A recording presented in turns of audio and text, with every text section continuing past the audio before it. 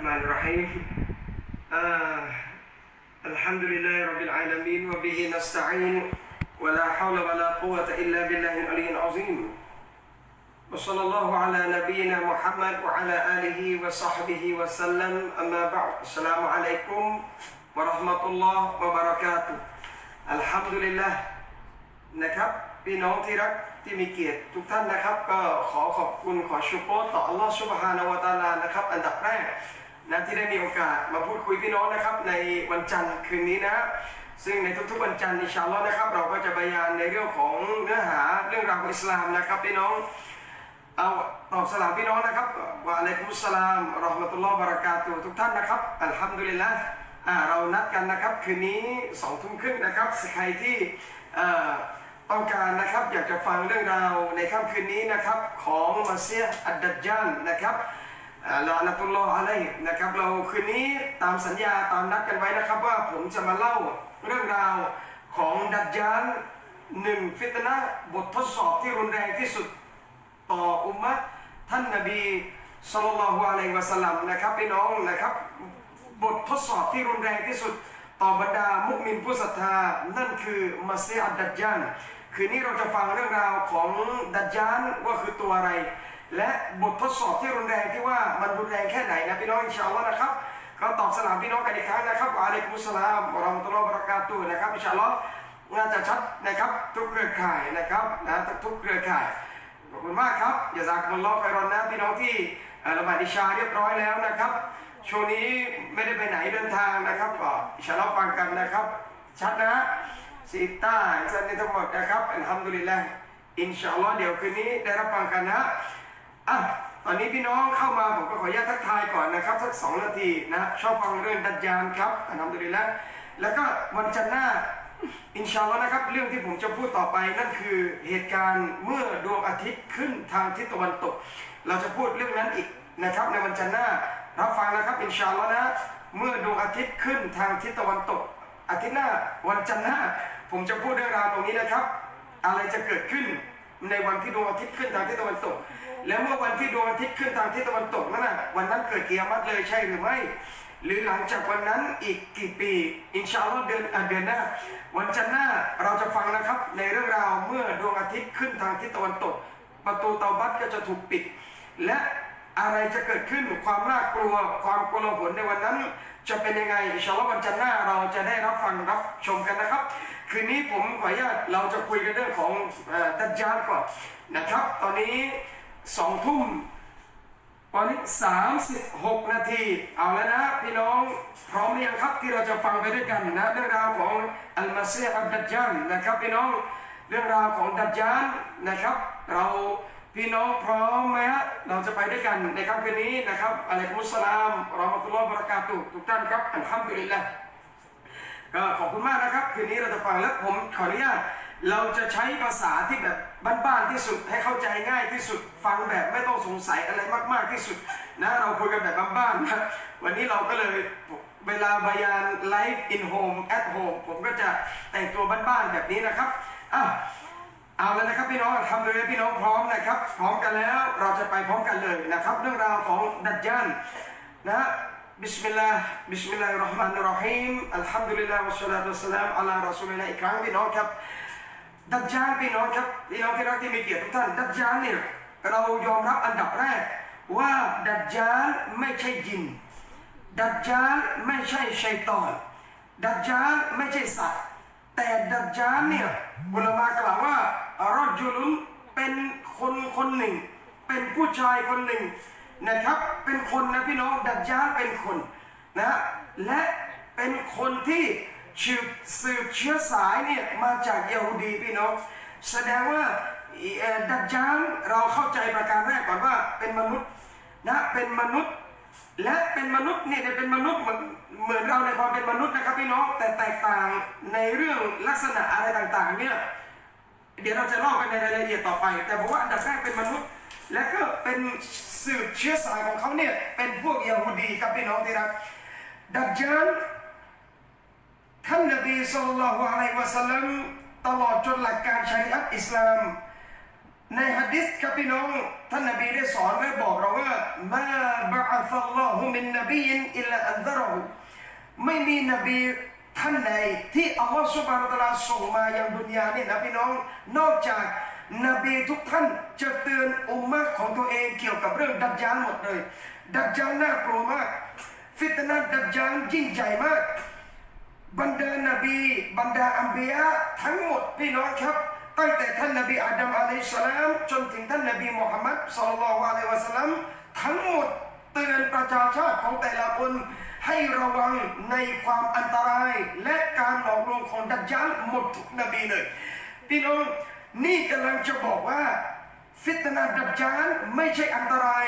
หรือเป็นที่หวาดกลัวเฉพาะอุมมะท่านนบีมุฮัมมัดศ็อลลัลลอฮุอะลัยฮิวะซัลลัม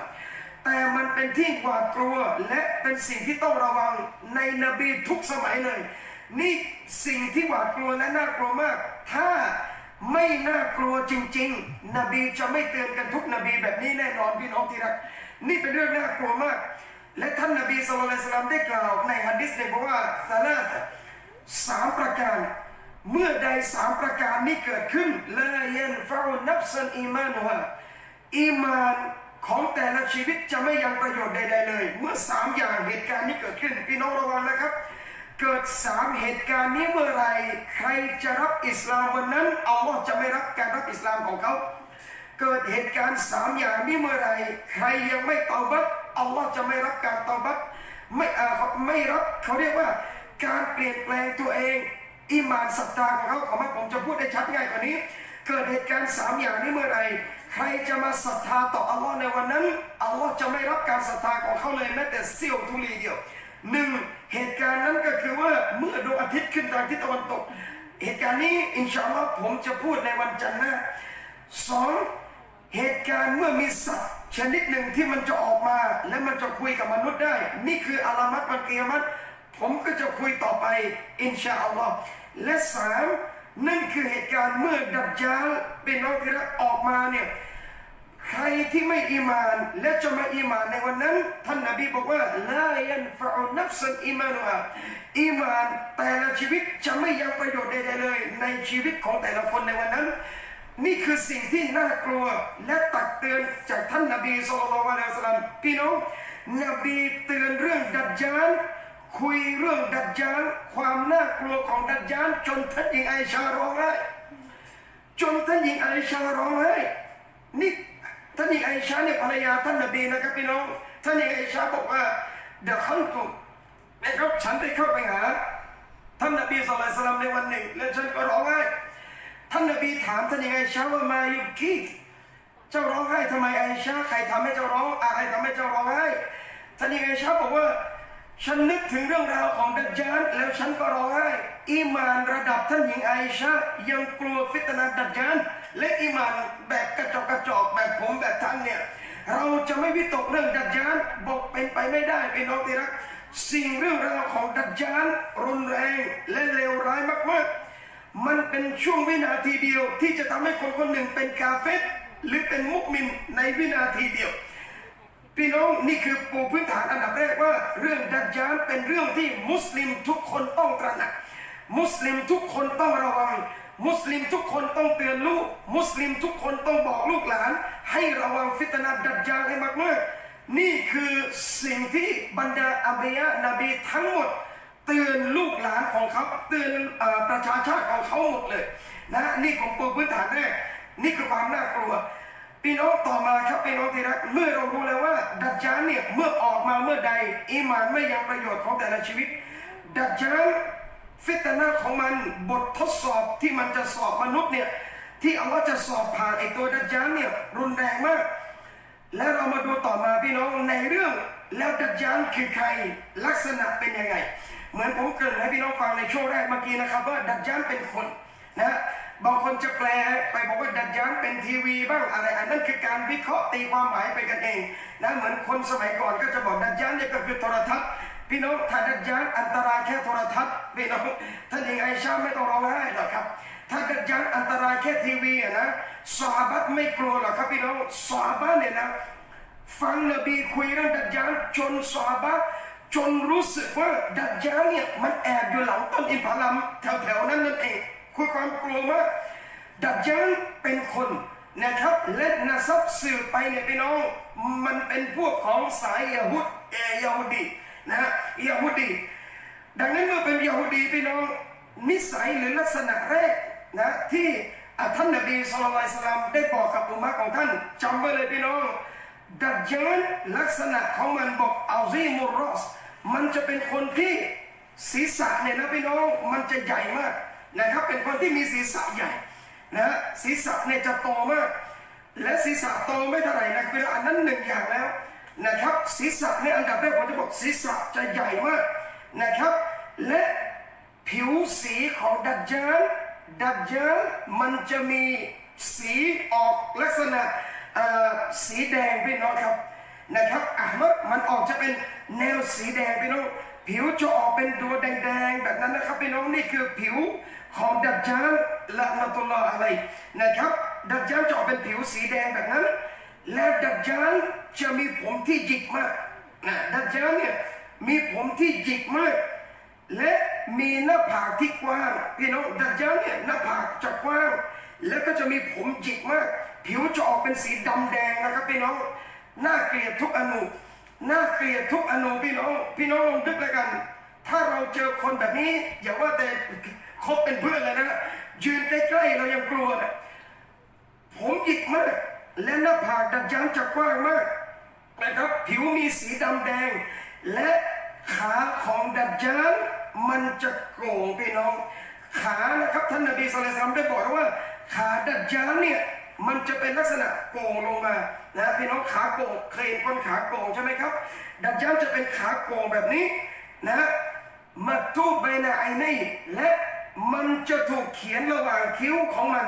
นะครับระหว่างสองตาตรงนี้นะพี่น้องว่ากาฟาระเอาบิลลามินซาลิกนะเอาบิลลามินซาลิกเขียนที่หน้าผากของมันว่ากาฟิรกุฟพี่น้องกาฟิรเขียนชัดเจนมากว่ากาฟิร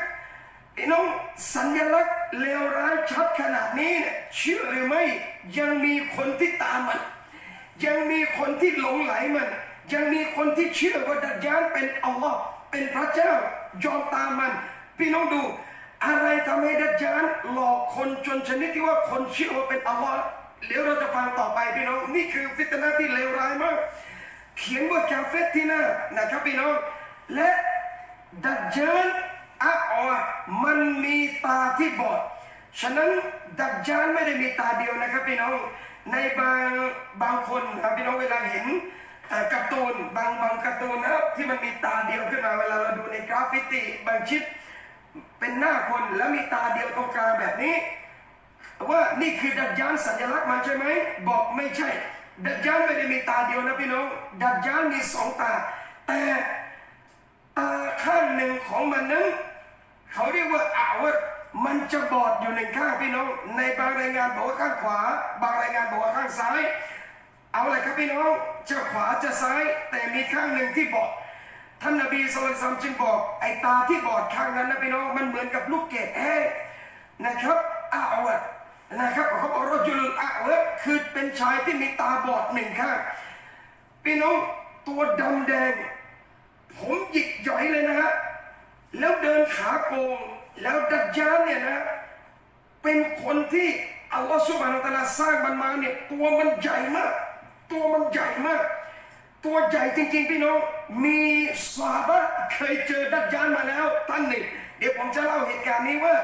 มีคนเคยเจอดัจญาลแล้วตัวจริงๆและตัวเป็นๆคนที่เจอเป็นซอฮาบะห์นบีพี่น้องเดี๋ยวจะเล่าให้ฟังเหตุการณ์ตรงนี้อินชาอัลลอฮ์นี่ผมบอกบุคลิกของดัจญาลก่อนนะตัวมันใหญ่มากจัสซิมเขาเรียกแต่เวลาเราบอกจัสซิมคือตัวใหญ่มากภาษามลายูบ้านผมบอกว่าตูบุนะครับตัวใหญ่มากดำแดงตัวใหญ่ขาโกงหน้าเกลียดนะครับพี่น้องแต่มีคนตามดัจญาลเยอะมากๆนี่คือลักษณะของดัจญาลและลักษณะหนึ่งของดัจญาลลายูละดุละฮูวะละมันจะเป็นหมันพี่น้องดัจญาลจะเป็นหมันดัจญาลจะไม่มีลูกดัจญาลจะไม่มีทายาทดัจญาลจะไม่มีเขาเรียกว่าอะไรนะสืบสกุลดัจญาลจะเป็นหมันนะครับพี่น้องเราได้ยินตรงนี้เนี่ยดัจญาลเป็นหมัน ดัจญาลเป็นลักษณะดำแดงลักษณะมันหน้าตาน่าเกลียดน่ากลัวอย่างนี้มากนี่คือลักษณะดัจญาลผมบอกพี่น้องว่ามีคนเคยเจอหรือไม่บอกมีคนเคยเจอนะเหตุการณ์ตรงนี้พี่น้องว่าใครที่ไปเจอดัจญาลนี่หะดีษถูกบันทึกโดยอิหม่ามมุสลิมซอฮีฮ์แน่นอนอัลฮัมดุลิลละห์เหตุการณ์ที่คนเจอแล้วเคยเห็นลักษณะดัจญาลตัวเป็นๆแสดงว่าอะกีดะห์อีหม่านของเราหลักศรัทธาเราวันนี้ดัจญาลมีแล้วพี่น้องดัจญาลเกิดมาแล้วดัจญาลมีชีวิตอยู่แล้วรอแค่วันที่มันจะได้รับอนุญาตให้ออกมายังมนุษย์แค่นั้นเองนะอูซุบิลลาห์พี่น้องที่รักดัจญาลมีอยู่จริงๆเหตุการณ์นี้เกิดขึ้นเมื่อใดพี่น้องครั้งหนึ่งในหะดีษนี้รายงานนะครับพี่น้องจากท่านหญิงฟาติมาบินติไกส์รอฎิยัลลอฮุอันฮาท่านนบีศ็อลลัลลอฮุอะลัยฮิวะซัลลัมได้เรียกให้ซอฮาบะห์ประกาศเรียกบรรดาซอฮาบะห์ในมะดีนะห์มาที่มัสยิดบอกอัสศอลาตุญามิอะห์อัสศอลาตุญามิอะห์บรรดาซอฮาบะห์มาร่วมละหมาดที่มัสยิดนบีผู้หญิงก็มาด้วยหลังนะครับเมื่อละหมาดเสร็จท่านนบีนะครับก็ยิ้มนะพี่น้องท่านนบีศ็อลลัลลอฮุอะลัยฮิวะซัลลัมก็ยิ้มนะครับพี่น้องแล้วก็อยู่กับท่านนบีศ็อลลัลลอฮุอะลัยฮิวะซัลลัมนั้นมีชายคนหนึ่งท่านนบีก็ผมนี่สรุปในหะดีษแล้วกันนะพี่น้องท่านนบีจึงบอกกับซอฮาบะห์ว่านี่คือตะมีมอัดดารีรอฎิยัลลอฮุอันฮุซอฮาบะห์พี่น้องชื่อว่าตะมีมอัดดารีถ้าใครเคยฟังเรื่องราวซอฮาบะห์ที่ผมเล่าผมเคยเล่าไปแล้วเรื่องประวัติซอฮาบะห์ท่านนี้ตะมีมอัดดารีรอฎิยัลลอฮุอันฮุกานะนัศรานียันตะมีมอัดดารีเคยเป็นคนคริสเตียนมาก่อนนะเป็นไม่ใช่คริสเตียนธรรมดานะพี่น้องเป็นระดับบาทหลวงท่านนบีบอกว่านี่ตะมีมอัดดารีอยู่ข้างๆท่านนบีด้วยตะมีมเนี่ยเคยเป็นคริสเตียนแล้วก็มาหาท่านนบีศ็อลลัลลอฮุอะลัยฮิวะซัลลัมแล้วก็ให้สัตยาบันประกาศรับอิสลามกับท่านนบีศ็อลลัลลอฮุอะลัยฮิวะซัลลัมท่านตะมีมเล่าเหตุการณ์ว่าพวกเราเนี่ยนะบานุลักเผ่าของตะมีมอัดดารีนะพี่น้องผมเคยพูดไปแล้วท่านย้อนไปฟังได้ในเรื่องของท่านตะมีมอัดดารีเขาอยู่ในเผ่าพวกบานุลักนะครับหรือพื้นฐานเดิมคืออยู่แถบประเทศปาเลสไตน์ในปัจจุบันอยู่ปาเลสไตน์นะครับพี่น้องตะมีมอัดดารีบ้านเกิดหรือที่กำเนิดตะมีมคือปาเลสไตน์หรือปาเลสไตน์ในปัจจุบันนั่นเองในพื้นที่เมืองชามปาเลสไตน์นะตะมีมบอกว่าครั้งหนึ่งเนี่ยพวกเราบานุลักได้เดินทางโดยสารเรือพี่น้องครับเขาเรียกว่าซาฟีนะตุลบาฮารียะคือเรือเดินสมุทรไม่ใช่เรือเล็กนะครับพี่น้องตะมีมอัดดารีกับสหายของท่านเนี่ยได้ครั้งหนึ่งเนี่ยออกเดินทางไปบนเรือทะเลสมุทรจำนวนทั้งสิ้น30คนพี่น้องลองดูเรือใหญ่ขนาดไหนบรรทุก30คนตะมีมอัดดารีรอฎิยัลลอฮุอันฮุบอกว่าเมื่อเราเดินทางออกไปโดยเรือเนี่ยนะแล้วก็ถูกคลื่นเนี่ยมรสุมเนี่ยมันพัดมันเล่นมันไอ้นั่นกับเรานะเป็นเวลา1 เดือนพี่น้องผมบอกในครั้งที่แล้วว่าอาหรับชอบในการเดินเรืออาหรับชอบในการเดินทางอาหรับชอบในการออกทะเลเดินเรือมหาสมุทรท่านตะมีมอัดดารีบอกว่าเราเนี่ยถูกคลื่นมันเล่นคือมันพัดมันพายุเนี่ยนะสุดท้ายมันพัดเราไปยังเกาะหนึ่งมาชาอัลลอฮ์คลื่นพัดเรือของท่านตะมีมกับเพื่อนๆพัดมาติดเกาะหนึ่งหะดีษไม่ได้บอกว่าเกาะอะไรนะไม่ได้บอกว่าทะเลมหาสมุทรอะไรไม่ได้บอกว่าอยู่ทวีปไหนนะพี่น้องไม่ได้บอกอะไรเลยท่านตะมีมบอกแค่ว่าเราถูกพัดมาติดเกาะหนึ่งเมื่อติดเกาะนั้นเราก็อยู่บนเกาะอย่ากันล็อกกันเราก็อยู่บนเกาะเนี่ยจนกระทั่งใกล้เวลามะกริบนี่ผมพูดภาษาบ้านเราก็คือดวงอาทิตย์มันกำลังจะตกจนกระทั่งดวงอาทิตย์ตกดินก็คือมืดนะครับพี่น้องมะกริบตะมีมอัดดารีรอฎิยัลลอฮุอันฮุก็บอกเรานั่งกับเพื่อนอยู่และตะวันตกดินแล้วมืดทันใดนั้นเองตะมีมอัดดารีบอกว่าเราเห็นสัตว์ชนิดหนึ่งนะพี่น้องในหะดีษเนี่ยนะพี่น้องนะใช้คำว่าดับบะและดับบะนี่ก็คือเหมือนกับตัวสัตว์อะไรที่มันเลื้อยคลานแบบนั้นนะพี่น้อง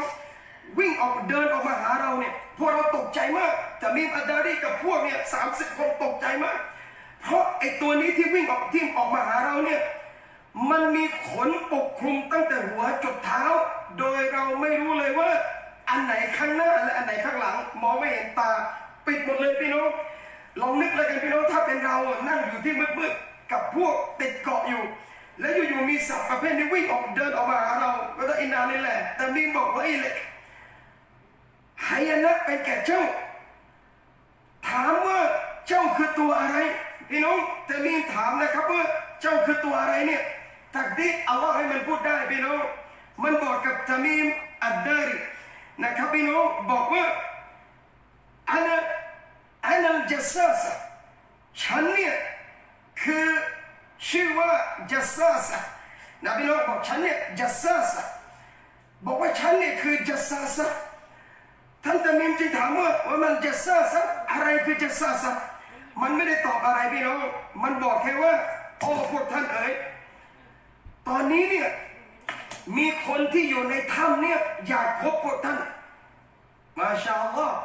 มีคนที่อยู่ในถ้ำเขาอยากเจอพวกท่านมากเขาอยากจะถามเรื่องราวจากพวกท่านเชิญพวกตามีมกับพวก30 คนเข้าไปในถ้ำพี่น้องตามีมอัดดาริกับพวก30 คนพี่น้องจึงเดินเข้าไปในถ้ำพี่น้องครับจังหวะที่ตามีมเดินเข้าไปในถ้ำลาฮาวลาวะลากุวะตะอิลลาบิลลาห์ตามีมบอกฉันเข้าไปในถ้ำทันทีเนี่ยฉันพบกับคนหนึ่งที่ร่างกายใหญ่มากๆฉันไม่เคยเห็นใครตัวใหญ่ขนาดนี้มาก่อนจนตามีมอัดดารีไว้เล็กบอกไว้เล็กนี่เวลาอาดาเขาตกใจนะพี่น้องมาอันเตเจ้าคือใครเนี่ยตัวใหญ่มากพี่น้องและไม่ใช่ใหญ่ธรรมดาในหะดีษตามีมอัดดารีได้เล่าให้ท่านนบีศ็อลลัลลอฮุอะลัยฮิวะซัลลัมฟังนะบอกว่ามือของมันเนี่ยนะไอตัวนี้นะพี่น้องมือของมัน2 ข้างถูกมัดที่ต้นคอแบบนี้นะครับพี่น้องถูกมัดอยู่แบบนี้และระหว่างหัวเข่ากับตะตุ่มก็คือช่วงหน้าแข้งช่วงขาเนี่ยนะพี่น้องถูกมัดด้วยเหล็กถ้าผมเปรียบเทียบง่ายๆมันมัดด้วยกับเหล็กอัลลอฮฺอัลลัมหรือกับโซ่แสดงว่าไอตัวใหญ่ตัวนี้เนี่ยถูกพันธนาการเอาไว้พี่น้องถูกมัดไว้แน่นเลยขยับไม่ได้จะซาไปตามตามีมอัดดารีกับสหายเข้ามาพี่น้องไอตัวที่ถูกมัดจึงเริ่มถามตามีมอัดดารีถามทีละเรื่องนะถามเรื่องต้นอินทผลัมในเมืองนั้นถามเรื่องตาน้ำถามเรื่องทะเลเมื่อพูดมาทั้งหมดในเรื่องต้นอินทผลัมตามีมอัดดารีบอกว่าต้นอินทผลัมที่ท่านถามเนี่ยลูกมันออกเยอะมากไอตัวนี้บอกว่าอีกไม่นานที่มันจะไม่ออกลูกอีกแล้วอินทผลัมที่ใบสั่งนะครับพี่น้องถามถึงทะเลตอบริยะบอกทะเลนี่น้ำเยอะมากไอตัวนี้บอกว่าอีกไม่นานที่น้ำมันจะเหือดแห้งถามถึงตาน้ำอะไรต่างๆจนกระทั่งสุดท้ายมันจึงเฉลยกับท่านตามีมอัดดารีบอกว่านะครับพี่น้องบอกกับตามีมอัดดารีแต่ก่อนที่มันจะจบเนี่ยมันถามถึงท่านนบีศ็อลลัลลอฮุอะลัยฮิวะซัลลัมพี่น้องนะครับพี่น้องถามว่าอัคบิรุนีอันนบีอุมมียินจงบอกฉันสิในเรื่องราวของนบีอุมมีนบีที่อ่านไม่ออกเขียนไม่ได้จงบอกแต่มีอัดดารีเล่าเรื่องท่านนบีมุฮัมมัดศ็อลลัลลอฮุอะลัยฮิวะซัลลัมไอ้ตัวนี้ฟังสุดท้ายเมื่อฟังหมดไอตัวที่ถูกพันธนาการมัดคอมัดเท้าอยู่จึงบอกว่าอินนีอานัลมาซีฮ์แท้จริงฉันเนี่ยคืออัลมาซีฮ์คือดัจญาลพี่น้องไอ้ดัจญาลเป็นคนเฉลยให้กับตามีมอัดดารีฟังเลยว่าบอกท่านตามีมว่าฉันคือดัจญาลนะและในหะดีษบอกว่าโอชิคุคำว่าโอชิคุหมายถึงอีกไม่นานแล้วนี่ดัจญาลบอกกับตามีมอัดดารีเองนะพี่น้องบอกว่าอีกไม่นานแล้วฉันจะได้รับอนุญาตมันบอกว่าอายุเดนาลีอีกไม่นานที่ฉันจะได้รับอนุญาตในการที่จะออกไปอย่างข้างนอกและฉันจะเดินทางไปทั้งหมดทั่วทุกแผ่นดินนะจะไม่เหลือแผ่นดินไหนเลยที่ฉันจะไม่เข้าในเวลา40 วันนอกจากมักกะและตอยบะพี่น้องดัจญาลเป็นคนพูดเองว่า 40 วันอัลลอฮ์ให้เวลามันในการทดสอบมนุษย์ทั้งหมดมันบอกกับตะมีมอัดดารีว่าฉันจะเดินทางไปทั่วโลกไม่มีที่ไหนเลยที่ฉันจะไม่ไปในระยะเวลา40 วันมันจะไปหลอกมนุษย์ทั่วโลกยกเป็น2 ที่ที่มันจะไปไม่ได้นั่นคือมักกะฮ์และตอยบะห์พี่น้องเมื่อนบีหะดีษพูดมาถึงตรงนี้พี่น้องท่านนบีจิบไม้เท้าขึ้นเนี่ยนะแล้วกระทุ้งที่มิมบัรแล้วบอกว่าฮาซิฮิตอยบะห์ฮาซิฮิตอยบะห์ฮาซิฮิตอยบะห์นบีบอกนี่คือตอยบะห์นั่นคือมะดีนะห์พี่น้องที่รักแสดงว่ามักกะฮ์กับมะดีนะห์เป็น2 เมืองที่ดัจญาลจะเข้าไม่ได้จนวันกิยามะฮ์จนมันตายมันก็ไม่อนุญาตให้ถูกเข้าในมักกะฮ์และมะดีนะห์แน่นอนมาเลาอิกะฮ์จะเฝ้าในทุกๆประตูของมะดีนะห์และมักกะฮ์พี่น้องดัจญาลพูดแบบนี้กับตะมีมอัดดารีท่านตะมีมออกได้แล้วก็กลับมาท่านนบียอมรับในเรื่องราวที่ท่านตะมีมได้เล่าให้ฟังพี่น้องครับฮิกมัตหนึ่งที่อุลามะกล่าวว่าทำไมอัลลอฮ์จึงให้ท่านตะมีมไปเจอดัจญาลเพื่อจะยืนยันกับมนุษย์ทั่วโลกว่าสิ่งที่นบีพูดคือความจริงสิ่งที่นบีบอกเรื่องดัจญาลไม่ใช่โกหกแล้วอยากรู้ไหมครับว่าเกาะนั้นที่ดัจญาลอยู่มันอยู่เกาะอะไรเพราะในหะดีษไม่มีบอกในหะดีษไม่มีบอกมาชาอัลลอฮ์ไม่มีบอกอันนี้ผมต้องบอกให้พี่น้องเข้าใจเป็นทัศนะหนึ่งนะพี่น้องมีอุลามะนะครับพี่น้องที่เขาวิเคราะห์แล้วก็วินิจฉัยเขานะแต่ก็ไม่ได้เด็ดขาด100%บอกว่าสถานที่ที่ดัจญาลอยู่เนี่ยนะบางท่านนะฮะบอกว่ามันอยู่นะครับในบริเวณสามเหลี่ยมเบอร์มิวดามีนักวิชาการอิสลามนะครับพี่น้องที่วิเคราะห์แล้วบอกว่าบริเวณที่ดัจญาลอยู่ที่ท่านตะมีมเจอเนี่ยอินชาอัลลอฮ์อาจจะเป็นสามเหลี่ยมเบอร์มิวดานะครับพี่น้องเรื่องตรงไหนผมก็จะไม่พูดลอยๆนะผมจะไม่พูดลอยๆเวลาเราเคยฟังสามเหลี่ยมเบอร์มิวดาอะไรเรื่องเหตุการณ์ไอ้นู่นไอ้นี่พี่น้อง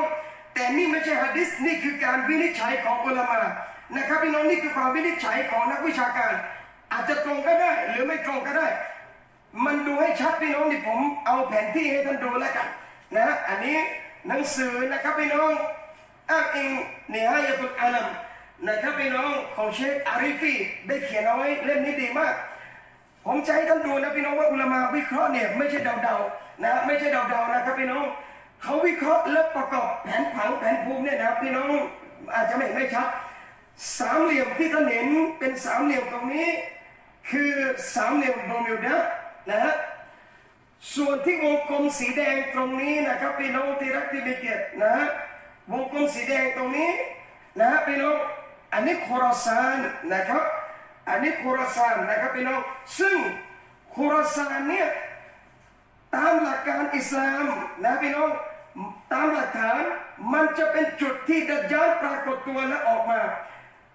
ตะมีมอัดดารีนะครับพี่น้องเป็น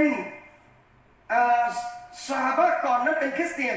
และผมบอกพี่น้องไปแล้วว่าตะมีมอัดดารีนะครับเป็นคนเมืองชามหรืออยู่แถบปาเลสไตน์ก็คืออยู่แถบบริเวณนี้พี่น้องที่รักที่มีเกียรตินะฮะอยู่แถบที่บริเวณนี้นะครับดังนั้นเวลาทะเลที่อยู่ข้างหน้าตะมีมอัดดารีบอกโอกาสสูงมากก็คือจะทะเลบริเวณนี้นะและเมื่อเป็นบริเวณนี้อินชาอัลลอฮ์โอกาสที่ตะมีมอัดดารีกับพวก30 ท่านในการที่โดยสารเรือและไปติดเกาะลึกลับนั้นอัลลอฮฺอัลลัมบางท่านบอกว่าอาจจะเป็นบริเวณสามเหลี่ยมเบอร์มิวดา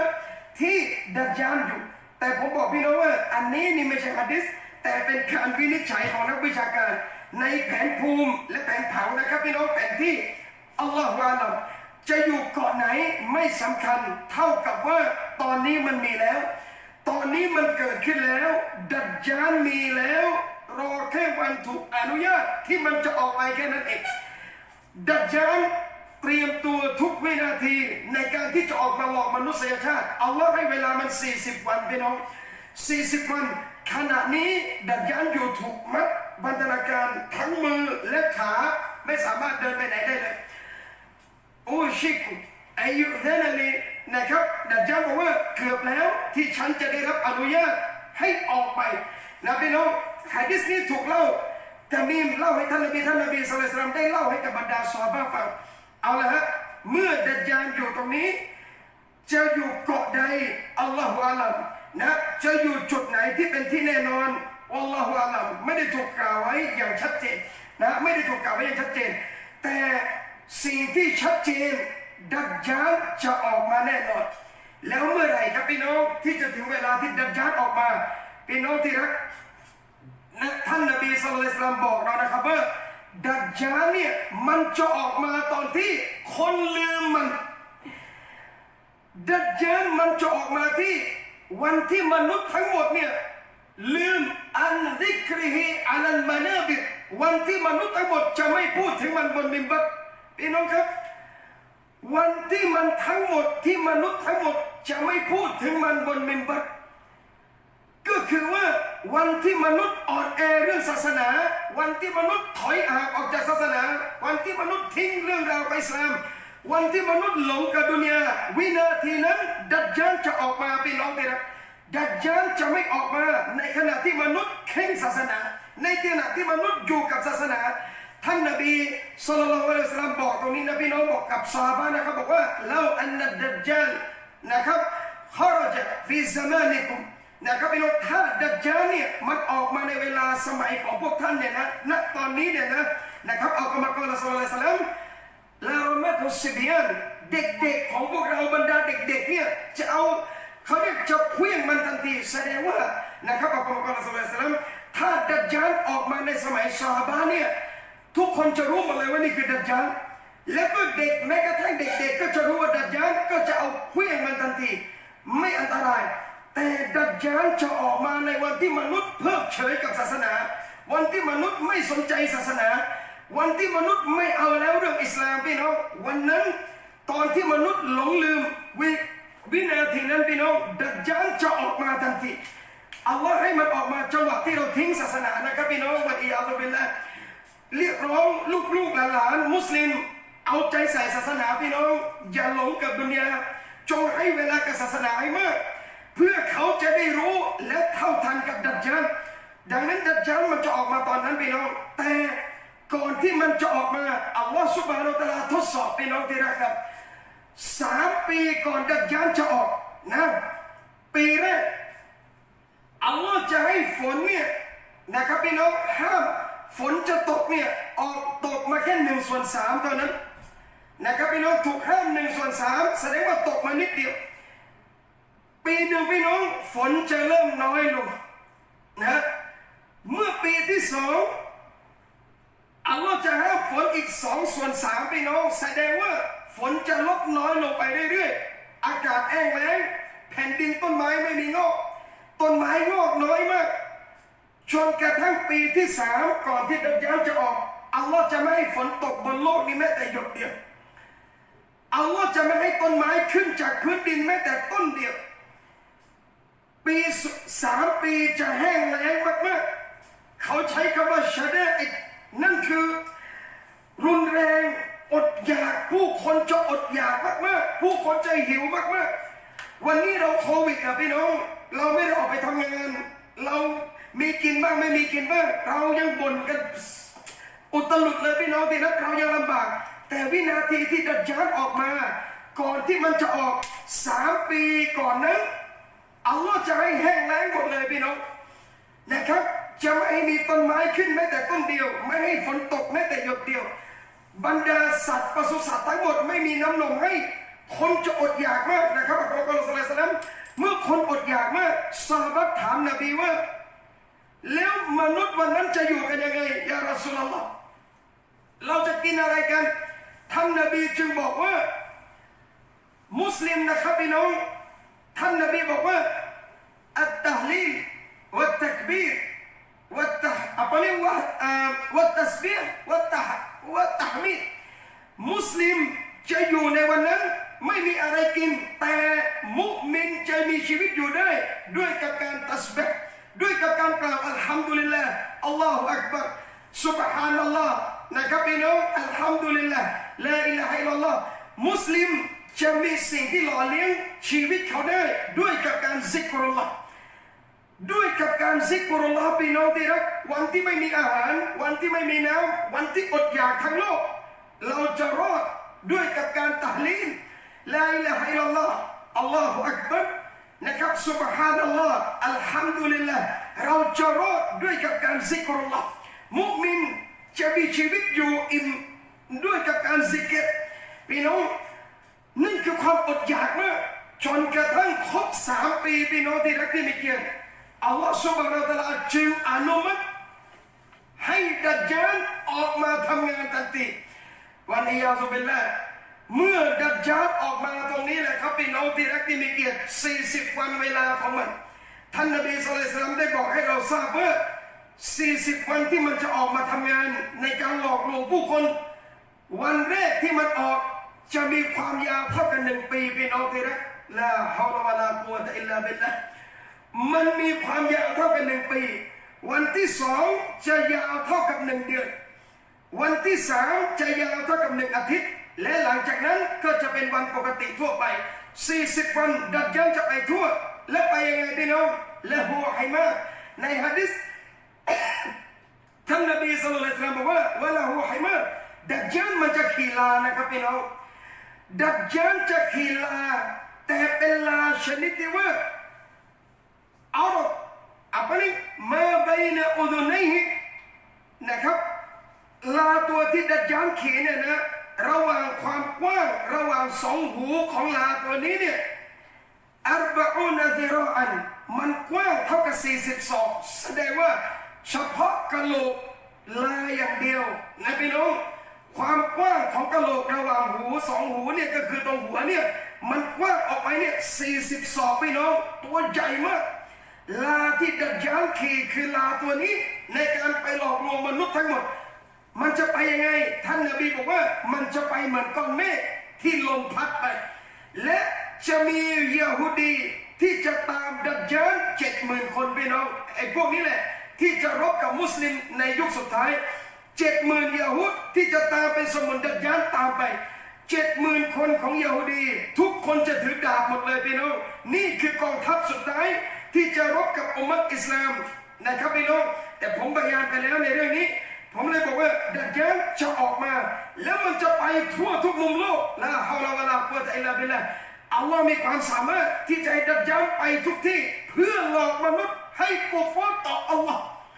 พี่น้องให้กุฟรต่ออัลลอฮ์ดัจญาลรุนแรงขนาดไหนฟิตนะห์ของมันพี่น้องที่แต่ผมจะบอกดัจญาลจะออกมาจากตรงไหนนั่นคือออกมาจากเมืองโคราซานพี่น้องขอโทษนะแม่กันเล็กกันหน่อยโคราซานคืออยู่ตรงนี้นั่นคือแถบประเทศอัฟกานิสถานในปัจจุบันอิหร่านในปัจจุบันพวกตาร์กิสถานในปัจจุบันคือบริเวณนี้นะพี่น้องดัจญาลจะออกมาจากตรงนี้และไปทั่วทุกมุมโลกนะพี่น้องดัจญาลพี่น้องแปลกใจไหมแล้วมาเมืองไทยมันจะพูดภาษาอะไรนะมาเมืองไทยมันจะพูดภาษาอะไรไปฝรั่งเศสดัจญาลจะพูดอะไรพี่น้องดัจญาลสมุนที่ติดตามตัวมันคือชัยฏอนดัจญาลจึงสามารถจะสื่อสารกับคนได้ทุกภาษาเพราะมันมีชัยฏอนแต่ละพื้นที่อยู่กับมันหมดเลยสมุนที่ช่วยเหลือดัจญาลคือชัยฏอนพี่น้องที่รักชัยฏอนเขาบอกว่ามะฮุมินกุลลิลิซานดัจญาลสามารถสื่อได้ทุกภาษาเพราะมันมีมุตัรจิมมันมีล่ามนั่นคือชัยฏอนที่สามารถสนทนาได้ทุกๆภาษาในแต่ละพื้นที่ดัจญาลนอกจากมียะฮูดีตามหลังยังมีบรรดาชัยฏอนเป็นเพื่อนเป็นผู้ช่วยนะพี่น้องจึงไม่ต้องแปลกใจดัจญาลทำไมคุยกับภาษาไทยได้ทำไมคุยกับฝรั่งเศสได้เรื่องหลอกให้กุฟรดัจญาลจะมีสมุนช่วยคือเป็นชัยฏอนทุกภาษาที่มันพูดมันจะพูดได้หมดเลยนะพี่น้องเมื่อมันไปสิ่งที่ดัจญาลทำแรกๆคืออะไรครับพี่น้องมันจะเรียกร้องนะพี่น้องสุดท้ายเนี่ยมันจะประกาศว่ามันคืออัลลอฮ์มันมาสภาพไหนพี่น้องในสภาพที่คนกำลังหิวกระหายในสภาพที่คนกำลังหิวในสภาพที่คนไม่มีอะไรกินเมื่อดัจญาลมาถึงพี่น้องครับมันเอาความชุ่มชื้นมาให้ดัจญาลบอกให้ฝนจงตกฝนตกทันทีมันบอกให้ต้นไม้จงขึ้นทันทีมีคนที่อีมานบอกว่านี่คืออัลลอฮ์มีพี่น้องที่รักหลงไปกับดัจญาล การหลอกลวงของดัจญาลสุดท้ายเชื่อดัจญาลหมดเลยพี่น้องคนที่เชื่อดัจญาลก็เชื่อพอดัจญาลมาเนี่ยเหมือนเรากำลังหิวอ่ะพี่น้องเราไม่มีอะไรกินอ่ะดัจญาลมายื่นแก้วน้ำเย็นให้เราอย่างเงี้ยดัจญาลมาจากนมแพะเราที่ไม่มีเต้านมเลยเมื่อดัจญาลมาเนี่ยมันทำให้แพะเราเนี่ยนมเต็มเต้ามีฝนตกลงมาชุ่มฉ่ำและดัจญาลมาในวันนั้นมันมีทั้งนรกและสวรรค์ให้เห็นนรกเห็นสวรรค์เลยแต่ท่านนบีบอกนะครับพี่น้องศ็อลลัลลอฮุอะลัยฮิวะซัลลัมในความหมายเห็นถ้าเห็นว่าสิ่งที่มันโชว์คือไฟนั่นคือมาอุบาร์นั่นคือน้ำเย็นแต่ถ้าเราเห็นว่าสิ่งที่มันโชว์คือน้ำเย็นนั่นคือไฟที่ร้อนแรงดัจญาลเอามาให้ดูพี่น้องและมันหลอกผมถึงบอกว่าฟิตนะห์รุนแรงที่สุดมันมาในขณะที่มนุษย์อ่อนแอมันมาในขณะที่เราสิ้นหวังมันมาพร้อมกับความหวังมันตอบรับคำวิงวอนของทุกคนพี่น้องอยากได้อะไรดัจญาลให้หมดเลยจึงไม่แปลกที่มันบอกว่าฉันคืออัลลอฮ์แล้วคนเชื่อเกือบเป็นหมื่นเป็นแสนนะพี่น้องเพราะอะไรต่อให้กาเฟรเขียนที่หน้าผากมันก็เอาไม่อยู่เพราะอีมานมันอ่อนแอเข้าใจหรือยังพี่น้องทำไมท่านหญิงไอชาร้องไห้ทำไมซอฮาบะห์กลัวทำไมซอฮาบะห์ร้องไห้ในขณะที่วันนี้เราไม่มีอะไรหลักประกันเลยว่าเราจะรอดจากดัจญาลมันบอกมันทำแบบนี้จนกระทั่งพี่น้องที่รักมันไปหาคนคนหนึ่งนี่ครับซอฮาบะห์ซอฮาบียะห์รายงานเนี่ยว่านี่คือการหลอกที่น่ากลัวยิ่งใหญ่ที่สุดของดัจญาลดัจญาลไปหาคนคนหนึ่งพี่น้องอาหรับบะดาวีบอกว่าเอาไหมถ้าฉันทำให้พ่อแม่เจ้าที่ตายไปแล้วกลับมาได้จะเชื่อไหมว่าฉันคืออัลลอฮ์พี่น้องอาหรับบีบอกว่าเชื่อถ้าเอาพ่อแม่ฉันกลับมาได้อินนาลิลลาห์วะอินนาอิลัยฮิรอญิอูนดัจญาลให้ชัยฏอนแปลงร่างนะพี่น้องทำตัวเนี่ยให้เป็นพ่อกับแม่ของชายคนนี้แล้วเดินมาหาลูกบอกว่าอีมานต่อเขาเถอะลูกนี่คือพระเจ้าของเจ้าพี่น้องเห็นเป็นพ่อแม่เราอะถ้าเป็นเราอะพี่น้องนะอูซุบิลลาฮิมินซาลิกอยู่ๆพ่อแม่เราที่ตายไปแล้วเนี่ยดัจญาลเรียกขึ้นมาเนี่ยพ่อแม่เดินมาหาเราเลยเนี่ยแล้วบอกเชื่อเขานะลูกนี่คืออัลลอฮ์อินนาลิลลาห์วะอินนาอิลัยฮิรอญิอูนคนที่อีมานอ่อนแอพี่น้องเชื่อเต็มร้อยว่านี่คือพ่อแม่และไม่มีใครชุบชีวิตคนตายได้นอกจากอัลลอฮ์จะเชื่อมันพี่น้องนี่คือการทดสอบที่น่ากลัวมากอะไรที่ทำพ่อแม่ไม่ใช่นี่คือชัยฏอนนี่คือชัยฏอนที่ทำรูปร่างออกมาเป็นพ่อแม่เขาผมจึงบอกกับพี่น้องว่าวันนี้ดัจญาลไม่ใช่เรื่องเล่นดัจญาลไม่ใช่เรื่องนิยายปรำปราแต่มันจะสิ่งเกิดขึ้นจริงวันนั้นใครจะรับประกันว่าเราจะรอดใครจะรับประกันพี่น้องว่าเราจะปลอดภัยจากดัจญาลไม่มีใครรับประกันไม่มีอะไรรับประกันเราเลยว่าเราจะรอดแต่วันนี้พี่น้องที่รักขอให้เราและผมและท่านเนี่ยระวังตัวเองให้มากและคนที่จะตามดัจญาลมากๆคือผู้หญิงพี่น้องจำปากจำคำผมไว้นะครับว่าผู้หญิงจะตามดัจญาลมากจนคนเนี่ยต้องล่ามโซ่ผู้หญิงของตัวเองเพื่อจะไม่ให้ตามดัจญาลผู้หญิงจะตามดัจญาลมากพี่น้องที่รักที่มีเกียรติทุกท่านผมบอกเวลาดัจญาลออกมาอย่างนี้มันล่อลวงคนพี่น้องครับจนกระทั่งมันไปแถบเมืองมะดีนะห์และมันหลอกมันเข้าไม่ได้นะมันเข้าไม่ได้นะครับวินาทีนั้นแหละครับพี่น้องที่รักที่มีเกียรติมันจะเจอเรื่องราวหะดีษที่เราเคยได้ยินนะครับเด็กหนุ่มคนหนึ่งจะออกมาพบกับดัจญาลในวันนั้นนะในหะดีษมารายงานนะครับบอกว่าเป็น เด็กหนุ่มหรือว่าค็อยรุนนัสเป็นคนที่ดีที่สุดเป็นมนุษย์ที่ดีที่สุดคือเด็กหนุ่มคนนั้นที่จะเจอกับดัจญาลเด็กหนุ่มคนนี้ออกมาพี่น้องที่รักครับและก็ประกาศแก่มนุษย์ว่าไอ้วันนั้นฮาดะดัจญาลโอ้มนุษย์ทั้งหลายนี่คือดัจญาลเด็กหนุ่มคนนี้มาประกาศให้กับมนุษย์ทั้งหมดฟังว่านี่คือดัจญาลเป็นดัจญาลที่รอซูลุลลอฮ์ ศ็อลลัลลอฮุอะลัยฮิวะซัลลัมได้กล่าวถึงนี่คือมันมาแล้วนี่คือดัจญาลดัจญาลได้ยินนะพี่น้องและเด็กหนุ่มคนนี้เนี่ยพูดต่อหน้าดัจญาลว่านี่คือดัจญาลชี้ไปที่ดัจญาลว่านี่คือดัจญาล บอกกับมนุษย์ทั้งหมดบริเวณนั้นว่านี่คือดัจญาลอย่าเชื่อมันว่ามันเป็นอัลลอฮ์ท่านนบีบอกครั้งหนึ่งนบีน้องว่าถ้าดัจญาลออกมาในช่วงที่นบีอยู่เนี่ยไม่เป็นไรนบีจะปกป้องแต่จงจำไว้อย่างว่าอัลลอฮ์ตาไม่บอดแต่ดัจญาลนี่ตาบอดใช่ไหมครับพี่น้องชายหนุ่มคนนี้บอกกับผู้คนทั้งหมดว่านี่คือดัจญาลพี่น้องดัจญาลได้ยินอย่างนั้นนะครับพี่น้องเรียกร้องจะอิมานต่อฉันไหมจะเชื่อฉันไหมเด็กหนุ่มคนนี้เนี่ยก็ยังปฏิเสธเพราะไอ้ดัจญาลนี่มันเรียกร้องอยู่แล้วพี่น้องเป้าหมายมันคือมันเรียกร้องใจเชื่อว่ามันเป็นอัลลอฮ์เด็กหนุ่มคนนี้ปฏิเสธเจ้าคือดัจญาลนี่ผมสรุปในความหมายฮะดีษนะครับเจ้าคือดัจญาลพี่น้องดัจญาลจึงจับเด็กหนุ่มคนนี้เนี่ยนะแล้วใช้เลื่อยนะครับพี่น้องเลื่อยตั้งแต่ศีรษะของหนุ่มคนนี้เนี่ยลงมาเรื่อยๆจนขาดครึ่งพี่น้องขาดครึ่งเลยนะครับเด็กหนุ่มคนนี้ถูกดัจญาลใช้เลื่อยเนี่ยเลื่อยตั้งแต่ศีรษะแล้วลงมาเนี่ยจนขาดครึ่งตัวล้มลงกับพื้นเสียชีวิตทันทีดัจญาลเดินผ่านระหว่างสองซีกพี่น้องนึกสมมตินี่คือตัวนะถูกผ่าตรงกลางเนี่ยมันก็แบะออกแล้วก็ล้มลงแบบนี้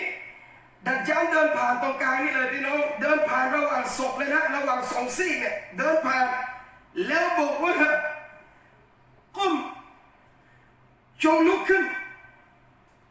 พี่น้องดัจญาลบอกให้ศพเนี่ยนะลุกขึ้นทันทีที่ดัจญาลบอกว่าจงลุกขึ้นไอ้สองศพที่แบ่งซีกเนี่ยนะพี่น้องฟายัสตวิยากาอิมันกลับมาพี่น้องประกบเขาเรียกว่ากลับมาประกบอย่างเงี้ยแล้วก็ยืนตรงมีชีวิตเหมือนเดิมเลยพี่น้องเราตัดเด็กหนุ่มคนนี้ตายนะครับส่วนอื่นที่ดัจญาลบอกว่าตายไปแล้วเราเรียกกลับนั่นคือชัยฏอนหมดเลยคนเดียวที่ดัจญาลฆ่าคือเด็กหนุ่มคนนี้คนเดียวที่ดัจญาลฆ่าไปแล้วไล่ฟื้นขึ้นคือเด็กหนุ่มคนนี้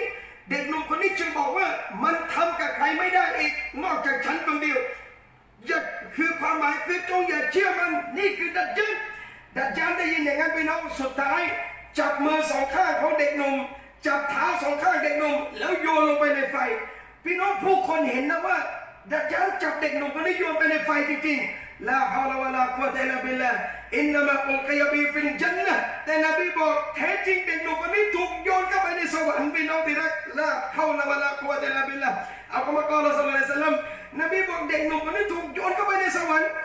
และท่านนบีบอกว่าฮาซาอัอซอมุชชะฮาดะห์อินดะร็อบบิลอาลามีนนี่คือการตายชะฮีดที่ยิ่งใหญ่ที่สุดณที่อัลลอฮฺซุบฮานะฮูวะตะอาลาในความหมายนี่คือการตายชะฮีดที่ยิ่งใหญ่ที่สุดณพระผู้เป็นเจ้าแห่งสากลโลกคือเด็กหนุ่มที่ถูกดัจญาลฆ่าคนนี้พี่น้องที่รักโยนไปในสวรรค์เด็กหนุ่มคนนี้คือใครมาชาอัลลอฮฺวัลลอฮุอะลัมเด็กหนุ่มคนนี้คือใครผมไม่ทราบแต่เขาคือคนที่ดีที่สุดเขาคือคนที่ได้รับเกียรติในการเป็นชะฮีดที่ยิ่งใหญ่ที่สุดนะที่อัลลอฮฺซุบฮานะฮูวะตะอาลาคือเด็กหนุ่มคนนี้พี่น้องครับนี่คือเด็กหนุ่มที่เผชิญหน้ากับดัจญาลและประกาศต่อหน้าดัจญาลว่าเจ้าคือดัจญาลจงอย่าเชื่อมันและมันจะทำอะไรใครไม่ได้นอกจากฉันคนเดียวนี่คือเด็กหนุ่มคนนั้นพี่น้องเขาคือใครอัลลอฮฺอะลัมอัลลอฮฺอะลัมแต่เขาคือคนดีมากสุดท้ายดัจญาลพี่น้องจำนะว่าดัจญาลฆ่าใครและทำให้ฟื้นไม่ได้นอกจากเด็กหนุ่มคนนี้คนเดียวเป็นความประสงค์ของอัลลอฮ์และที่มันเรียกคนตายกลับมาทั้งหมดเป็นพ่อแม่คนนั้นเป็นพ่อแม่คนนี้จงจำไว้ว่าไม่ใช่คนตายจริงๆแต่เป็นชัยฏอนที่ทำรูปร่างให้เหมือนคนที่ตายไปแล้วดัจญาลไม่มีความสามารถอัลลอฮ์คือผู้มีความสามารถสุดท้ายพี่น้องดัจญาลเข้ามาดีนาไม่ได้มันจึงถูกต้อนไปให้ไปยังเมืองชามและก็จบชีวิตที่ปาเลสไตน์ด้วยการถูกสังหารจากท่านนบีอีสาอะลัยฮิสสลามเหมือนที่ผมเคยเล่าไปแล้วเมื่ออาทิตย์ที่แล้ววันเมื่อนบีอีสาปรากฏตัวพี่น้องอะลัยฮิสสลามนะครับนี่คือ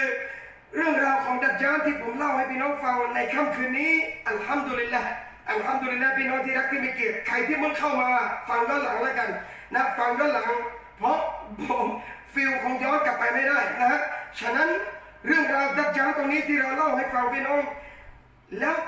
จำเป็นต้องป้องกันตัวเองให้พ้นจากดัจญาลป้องกันลูกๆวิธีจะป้องกันนะพี่น้องจงท่องจำ10 อายะแรกของซูเราะห์กาฟีให้ได้แล้วท่านจะปลอดภัยจากดัจญาลจงท่องจำ10 อายะแรกในซูเราะห์กาฟีให้ได้ท่านจะปลอดภัยจากดัจญาลจำนะพี่น้องฝึกท่องตั้งแต่วันนี้เลย10 อายะแรกนะครับในซูเราะห์กาฟีจงท่องจำแล้วท่านจะปลอดภัยจากดัจญาลนะครับ2จงขอดุอาหลังตะชะฮุดเป็นประจำนะครับขอดุอาหลังจากเราapa nama innaka hamidum majid Allah melindungi min adzabi jahannam wa min adzabil qabri wa min fitnatil mahya wal mamat wa min syarri fitnatil masiihid dajjal ขอดุอาความคุ้มครองจากอัลลอฮ์ให้พ้นจากการถูกล่อลวงของดัจญาลนะครับพี่น้องขอนะพี่น้องให้พ้นจากการถูกล่อลวงจากดัจญาลหลังตะฮัจญุดหลังตะชะฮุดหลังเวลาละตะฮิยัตจบขอดุอาและ10 อายะแรกของซูเราะห์กาฟีจงท่องจำไม่ได้นั่นคือสิ่งที่จะช่วยให้ท่านให้เราปลอดภัยจากฟิตนะห์ดัจญาลพี่น้องที่รักอินชาอัลลอฮ์นะครับและ3จงปรับปรุงอีหม่านของพวกเราจงปรับปรุงอีหม่านของพวกเรานะครับพี่น้องเพราะ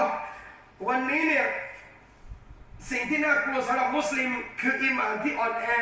การสนใจศาสนาที่เบาบางการเพิกเฉยกับเรื่องอิสลามการมองเรื่องศาสนาเป็นเรื่องปลีกย่อยเป็นเรื่องกระจอกมากๆสิ่งนี้แหละพี่น้องจะทำให้ชีวิตเราเลวร้ายนะจงปรับปรุงอีหม่านของท่านและอินชาอัลลอฮ์ดุอานะครับท่านหนีมันได้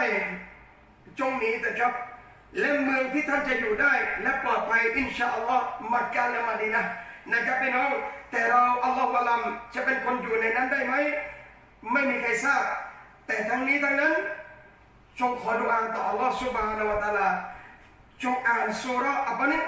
จงท่องจำ10 อายะแรกของซูเราะห์กาฟีได้ท่านจะปลอดภัยจากดัจญาล